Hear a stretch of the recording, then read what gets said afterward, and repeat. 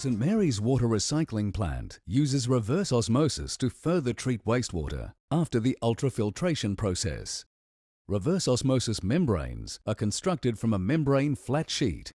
It is comprised of 3 layers: a polyester fabric support base, a microporous polysulfone layer, and a 0.2 micron thick polyamide barrier layer.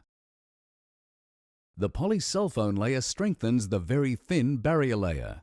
It is the barrier layer that removes nutrients, chemicals, bacteria, and viruses from the water. The membrane flat sheet is combined with a sheet of feed channel spacer.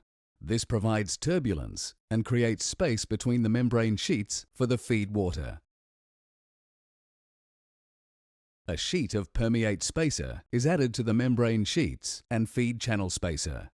This enables the final recycled water product, or permeate, to flow evenly across the entire membrane surface, even under high pressure. The back of the membrane is completely sealed to the edges of the permeate spacer. The membrane sheets are glued along each of the 3 exposed sides and rolled around the core tube. Feed water is forced through the feed channel spacer and into the barrier layer of the membrane. Water passes through the membrane surface into the permeate channel. It flows in a spiral direction and collects in the core tube. This water is the final recycled water product, or permeate.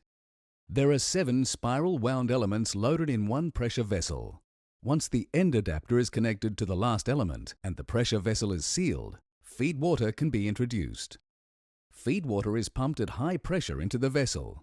As it travels, small molecules like water pass through the membrane, while larger particles such as salt, bacteria, and viruses do not. The final recycled water product is collected from the end of the elements. The concentrate or reject from that vessel flows to another stage, producing more recycled water. At St Mary's, there are 6 reverse osmosis treatment trains, each with 3 stages. This design produces the highest amount of recycled water with reduced concentrate waste. Stage 1 has 52 pressure vessels, Stage 2 has 24 pressure vessels, and Stage 3 has 12 pressure vessels.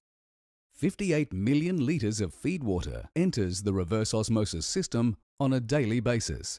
As the feed water passes through each stage, more recycled water is extracted.